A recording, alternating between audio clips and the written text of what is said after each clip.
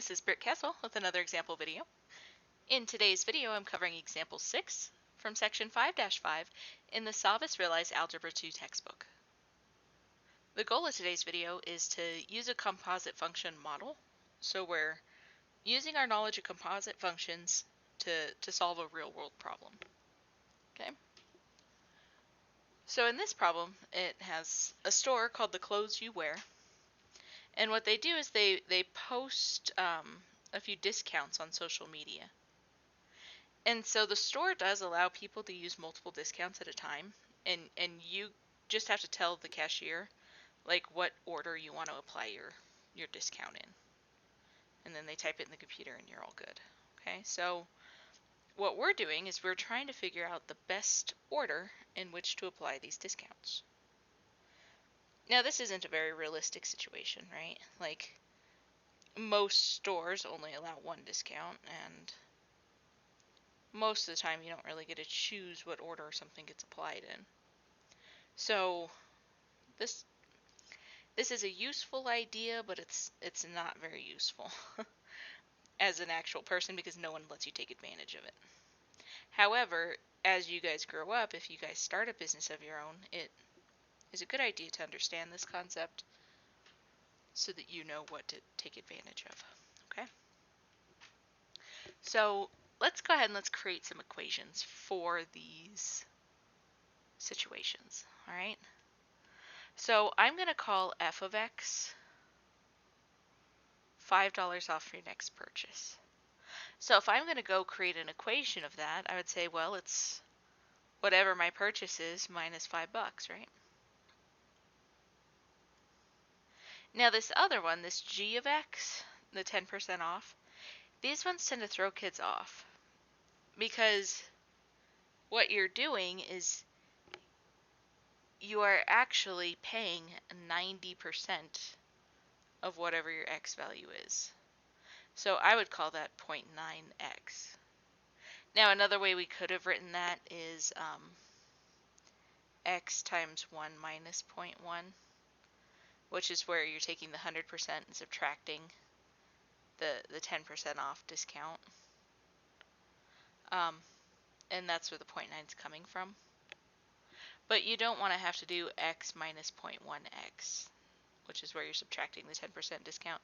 That's annoying math. So that's why I'm keeping it as 0.9x. Okay. So now that we have our two equations, what we're trying to do is figure out the order in which we want to apply them. So if I'm finding f of g of x, what this is saying is that I'm taking the 90% discount and then applying the $5 off. Or is it better for me to find g of f of x? In this case, I'm taking the $5 off and then applying the 90% discount. So let's go ahead and try each function and just see which one works the best. So here I'm taking g and plugging it into f. So I write out f, leaving a space for the x's. And then I'm going to plug in the g function. So I'm just plugging in the 0.9x. All right. So if I choose to take the 90% discount and then subtract the $5, this is the amount that I would get. So now let's go the other way. So if I'm going to take the $5 discount and then take 90% of that, if I use the distributive property, oops, writing that backwards, aren't I? I get 0.9x minus 0.9 times 5 is 4.5. And so if you notice on my two outcomes, I still have 0.9x.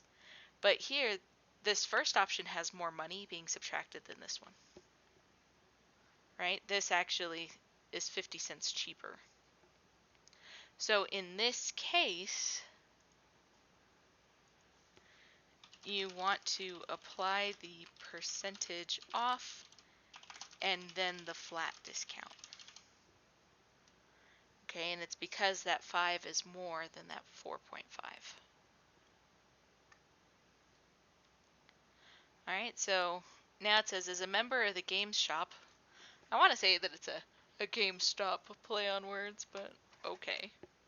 So as a member of the Games Shop Rewards program, you get 20% discount on purchases.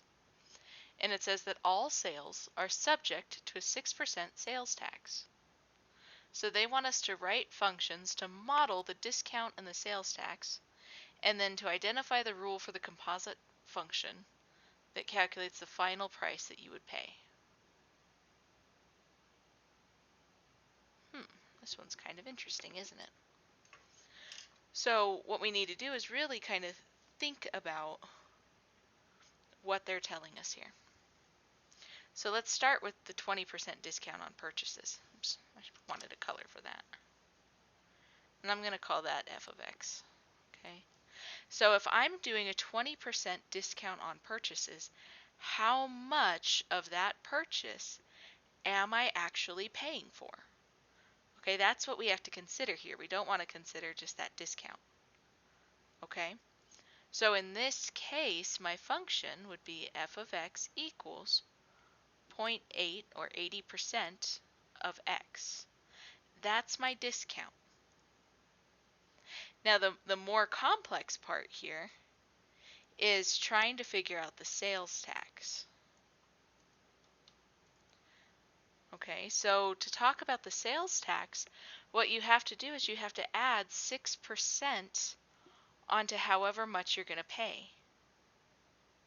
And so if I'm thinking about this, I'm going to write that as g of x. If I'm thinking about this, what I'm going to do is I'm going to say, well, I'm paying 106% of the item, if that makes sense. Now, if we think about when we're purchasing this, right, they're not going to charge you sales tax on something that's higher than what you're actually paying, right? Like they take the sales tax based off of your net amount. So in this case, what they're having you do is they're having you apply the g function to the f function. Because first you have to take the 80% off, or the 20% off, and then you have to do the sales tax. Alright, so I'm taking the f function and plugging it into the g function. Alright, so